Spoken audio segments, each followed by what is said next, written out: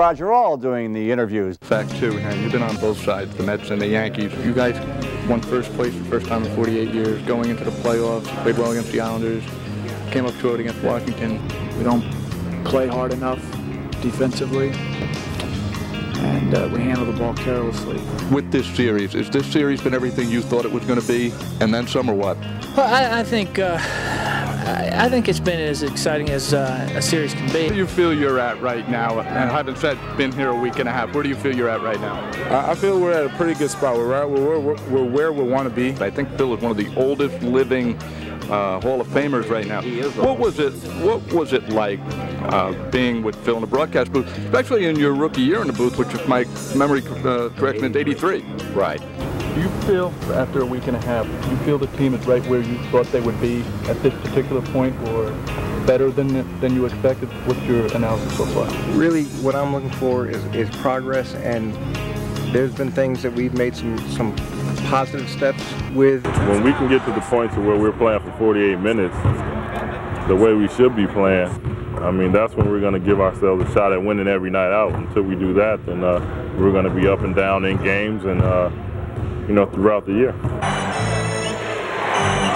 Bracha spinning. Oh, nice little drop step. Barry left wide open and nails the three. And Nick's out hustle that time. Well, we played, 24 minutes of some of our best basketball. We allowed the game to get away from us, and that is inexcusable. And it's happened too often, and we have to put a stop to it. You have to, learn from your mistakes and try not to make the same mistakes over and over again. And that's where, where we have to come in as a team and mentally, look at what we've done in the past and try to learn from it, and but not dwell on it. The 59th annual Old Timers Day at Yankee Stadium. There's nothing and nowhere quite like it, as many of the former greats to ever don the pinstripes gather together to hit a few balls and have a few laughs. Holy cow! It's the Scooter, Phil Rizzuto! What does it mean to be here for Old Timers Day, Scooter? Oh, it's wonderful. I mean, 55, I don't think I missed any of them. They're just great. Brings back so many memories. We've got a super turnout. Mickey's back, and all the great players to look around.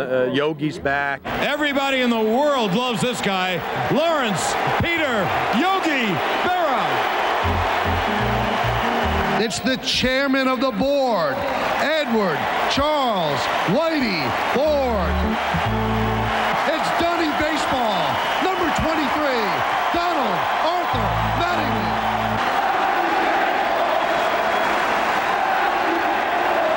Always feels good around here for me. I've enjoyed my time playing and also now coaching. I've learned a lot and enjoyed being around the city and this team and this game. So it's great to get respect from people, and I've always tried to give it back to everyone I deal with, and just kind of expect it back, and if you don't get it back, you just kind of walk away, and that's okay. These guys look in pretty good shape still, some of them. They are. Reggie had an accident, and he can't do what he did, but he's back playing now. He took a little batting practice. Oscar can still swing.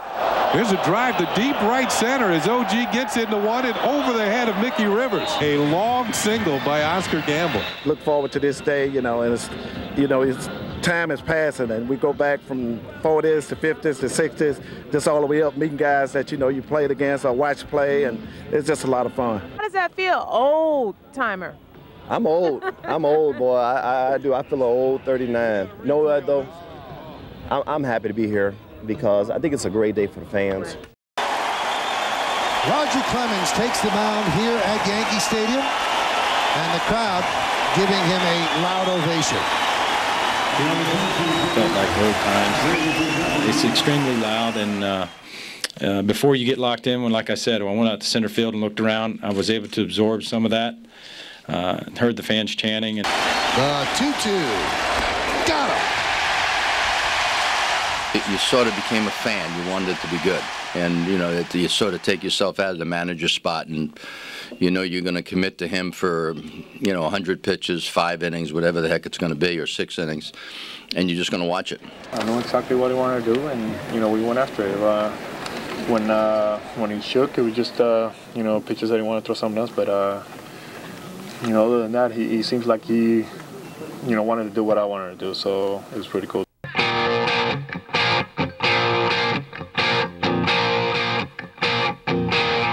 Health-wise, I came through about what I expected, and you know, just for the fact that everything came on so fast. I think now I can finally settle in somewhat of a routine. You know he's going to go out there and give you what he has, you know, good, bad, or indifferent.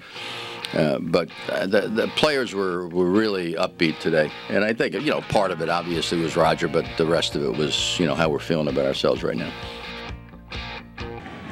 That's ripped into right field, down the right field line. It is gone.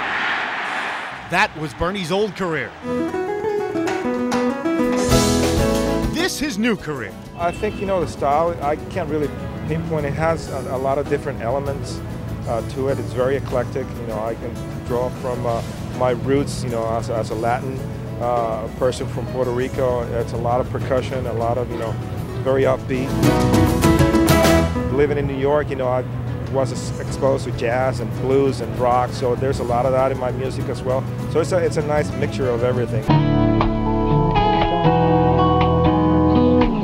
Or do you still miss the game, and you haven't been out that long? I miss it every day.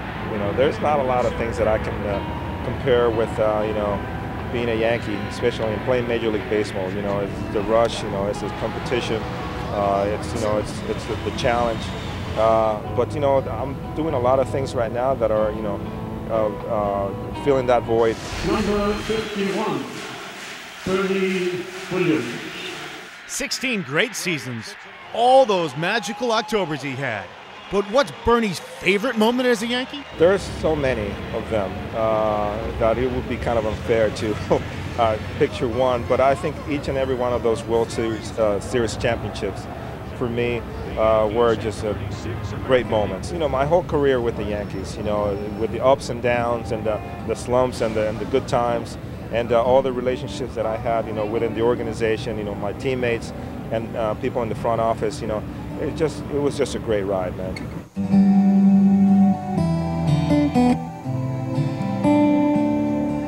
There are a lot of similarities, and as a matter of fact, we're coming out with a book that talks a little bit about the mentality of a baseball player versus the mentality of a performing artist on stage.